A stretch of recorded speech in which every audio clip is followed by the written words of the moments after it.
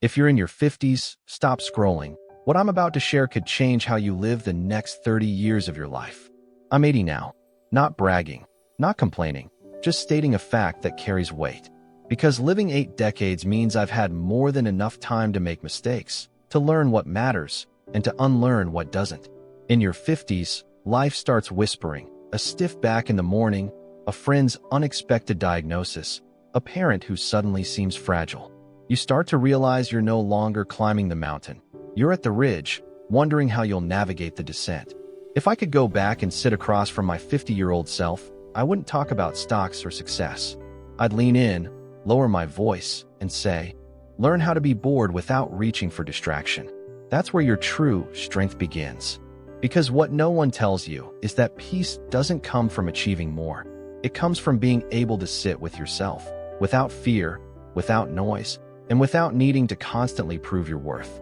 Over the years, I've learned things not from podcasts or self-help books, but from pain, quiet realizations, and the people who walked away when I needed them most. And that's why I'm sharing this, not as a lecture, but as a gift. If any part of this already resonates with you, if you've ever felt like life is rushing past, but you're still waiting to feel present, then pause here. Hit the like button, subscribe to this channel, and leave a comment below telling me one thing you wish you'd learned sooner. Because I promise you, someone else is feeling exactly the same. You see, this isn't a video about regrets. It's about awareness. It's about choosing peace before the world forces you to. It's about designing your life before time does it for you. The next few minutes may not be easy to hear, but they come from a place of hard-earned clarity. So breathe, settle in, and listen, not just with your ears, but with your future in mind. 1. Personal growth and mental strength. What I wish I knew at 50. The first thing I'd say to my 50-year-old self? Learn how to sit in silence. Be bored without grabbing your phone, the remote, or something to chew on. That's not weakness. That's a superpower in disguise. In a world addicted to noise, the person who's at peace with quiet has an edge no one sees coming. I would also say, protect your energy like your life depends on it, because it does. Not everyone who smiles is safe.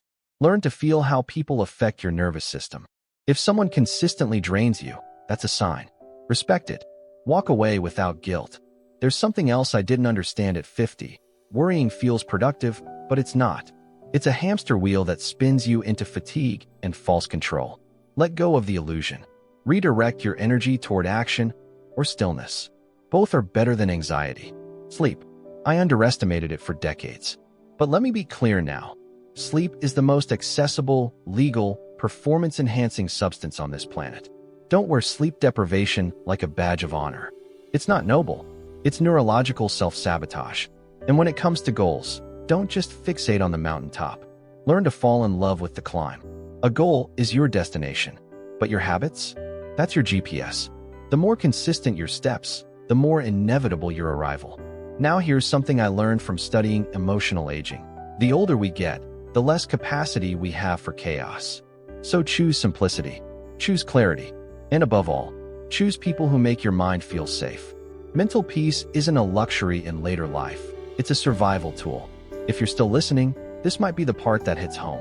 Backhand index pointing right. If someone constantly makes you second-guess your worth, your instincts, or your joy, it's not your job to fix them. It's your job to free yourself. If that resonates, leave a comment below. Share one thing you're ready to let go of. Someone out there might need your words more than you know. The less you care about what others think, the more peace you'll start to feel. That isn't selfish, it's self-preservation. And at this age, that's wisdom earned, not borrowed. Let's keep going. 2. Health and the body. Lessons I learned too late. If I could whisper one thing into the ears of my 50-year-old self, it would be this. Take your body seriously now, before it starts negotiating with you later. At 50, you can still recover fast. You still have stamina, but those reserves, they don't last forever. Use them wisely. I used to think sleep was something I could sacrifice for success, family, or ambition. I thought I could catch up on it later. Let me tell you the truth. Sleep isn't something you catch up on. It's something you lose forever. And when it's gone, you lose more than energy. You lose focus, memory, patience, even joy. Next, let's talk movement. Exercise is the most underused antidepressant we have. I didn't realize it then, but the days I moved my body, even just a long walk, were the days I felt most alive. Not just physically, but emotionally. That's because movement shifts your biochemistry. It literally helps clear your mental fog. So don't wait for pain to remind you to move. Move to prevent the pain. Here's what I've learned after years of studying aging and cognitive health. Muscle mass isn't just about looking good. It's your metabolic insurance policy.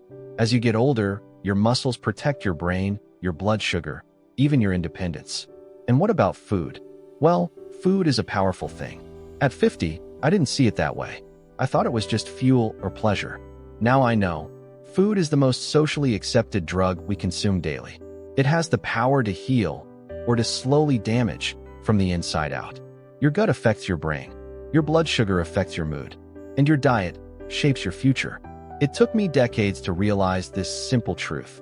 Your health is either an investment or a debt. Every choice is a payment. So pay wisely. Let me ask you this. What do you do first when you wake up? Scroll? Skip breakfast? Ignore your stiff back? Backhand index pointing right tomorrow. Try something different. Drink water. Stretch. Breathe deeply. Move your body for 10 minutes before anything else. Then tell me in the comments how you feel. You might just start a new habit that changes your life. Your body isn't something to punish, control, or ignore. It's the home you'll live in for the rest of your life. Treat it that way. We're just getting started. Let's move on. 3. Finances and career. What truly matters with time? If I could talk to my 50-year-old self about money, I wouldn't hand him stock tips or tell him which crypto coin will boom. I'd say something far more important. It's not just about how much you make. It's about how peacefully you keep it. In your 50s, you probably still feel the drive to push hard, build, grow, hustle. And that's okay. Ambition is healthy when it's anchored in clarity. But let me say this gently. If your work is costing you your health, your relationships, or your sleep, you're paying too much. I used to think being busy meant being valuable. I'd work late, skip meals, ignore pain. But over time, I learned, wealth without well-being is just a gilded cage. And there's no refund policy for a burned-out body. So what would I do differently? First, I'd save 10% of every dollar I earned, no matter what. Even when I had debt, even when expenses felt overwhelming. Because saving isn't just financial, it's psychological. It gives you a sense of control, of options, and options create peace. Second, I'd invest not just in assets, but in access. Join rooms where the conversations challenge you. Go to events where people think bigger than you. Relationships compound faster than stocks ever will. And here's something no one told me. Your choice of career matters less than your choice of how to show up every day. Be someone who solves problems, who adds value, who others feel better after talking to. Those are the people who build real security in any industry. Now let's talk about debt, especially credit cards. If I could go back, I'd tell myself, pay it off every month. No excuses. Compound interest works against you just as powerfully as it works for you. Don't feed a system designed to trap you. Let me ask you, is your money giving you freedom or just more things to manage? Backhand index pointing right if you've ever felt that your job owns you or that your income is eating your time. Tell me in the comments. I promise you, you're not alone. And change is still possible. And if this is making you pause, take it as a sign. Maybe it's time to redefine success, not as accumulation, but as alignment. Because in the end, money is a tool, not a trophy. It's there to serve your life, not become your life. Let's keep going. 4. Relationships and emotions. What becomes clear with age? If I could have one more dinner with my 50-year-old self, I'd say this before dessert even arrives. Who you spend time with will shape the rest of your life far more than what you spend time on. At 50, your circle may seem solid, colleagues, childhood friends, family routines. But let me tell you what I've seen after 80 years. Proximity doesn't equal connection. Familiarity doesn't mean safety. And being surrounded doesn't mean being seen. There's an emotional shift that begins in your 50s, a quiet tug inside that says, I don't have time for small talk anymore. I want depth. I want peace. That's not selfish. That's wisdom calling. I used to tolerate people who drained me. I stayed in conversations that left me anxious. I mistook loyalty for endurance. Now I know. Emotional fatigue is a signal, not a character flaw. You don't have to explain your boundaries. You just have to honor them. Here's something I wish someone had told me. Some people love the version of you who doubts yourself. Be mindful of who claps when you shrink. Be careful who you call when you're hurting. The right ones will offer space, not shame. Let's talk about love, real love. Not the kind that comes wrapped in butterflies and impulsive decisions. I'm talking about the kind built on patience, shared values, and emotional safety. If you're choosing a partner at this age or rebuilding a marriage, look beyond chemistry. Look for calm. Look for respect. That's what lasts. And what about forgiveness? At 80, I don't regret forgiving too often. I regret holding on to resentment that stole my peace. Forgive, not because they always deserve it, but because you do. Now here's the part that stings. Backhand index pointing right. Some people are chapters, not lifelong characters. And when they walk away, it's not the end of your story, it's just the end of their part in it. If that resonates with you, drop a comment below. You never know who else needed to hear that today. Your emotional world becomes more delicate with age, but also more precious. Protect your joy. Choose your people. Release what no longer grows you. Because peace is a relationship, too, and it starts with you. Let's move on. V. Life philosophy and personal freedom. The truth I learned too late. There comes a time, usually in your 50s, when you begin to question not just what you're doing, but why you're doing it. And if I could go back, I'd tell my younger self this. Don't wait for life to slow down before you start living it on your terms. So much of what we chase in our earlier years comes from scripts we didn't write, expectations from parents, society, culture. We were success like a uniform and confusion like a secret. But with age comes a strange and beautiful clarity. Freedom isn't about having more, it's about needing less. One of the hardest lessons? You don't owe anyone a version of yourself that makes you miserable. You're allowed to outgrow people, places, and even old dreams. In fact, you're supposed to. That's not failure, it's evolution. There's this pressure in life to be somewhere, by a certain age. Married by 30, successful by 40, settled by 50. But let me offer you a radical idea. Your timeline is your own. There is no deadline on becoming the person you were meant to be. And if no one has told you this before, hear it from me now. You're not behind. You're just on a different road. And sometimes, the most beautiful destinations are found off the main highway. As a specialist in aging and emotional well-being, I've seen one pattern again and again. The happiest older adults are not those who have the most, but those who release the most. Release resentment. Release comparison. Release the need to prove anything to anyone. Let me ask you a quiet question. Backhand index pointing right. What would your life look like if you stopped trying to meet every expectation and started asking, what feels right to me? If that unlocked something inside you, leave a comment. You might inspire someone else to take that first brave step. Here's the truth. Peace isn't found in controlling the world. It's found in accepting your place in it. Live by your values, not by someone else's checklist. Create your definition of success. Protect your joy. Practice saying no, not out of defiance, but out of wisdom. And remember, freedom isn't something you find at the end of life.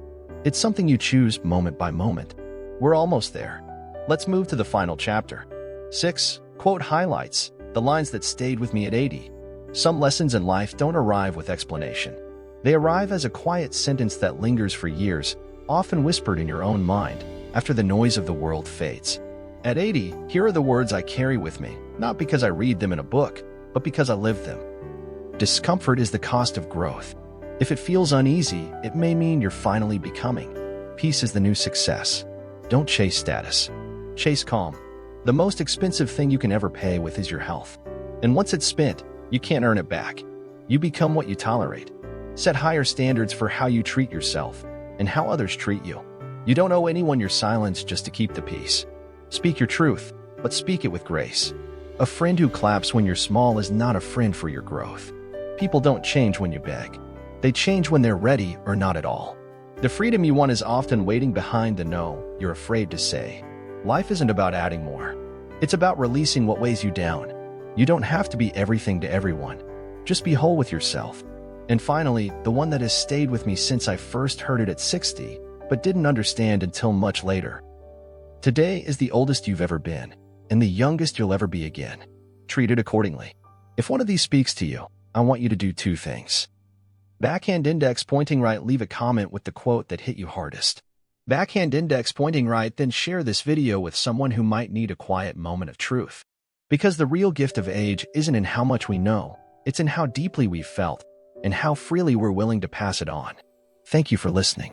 I hope this isn't the end of our conversation, just the beginning. If you've made it this far, thank you. Truly, not everyone stays for the still moments.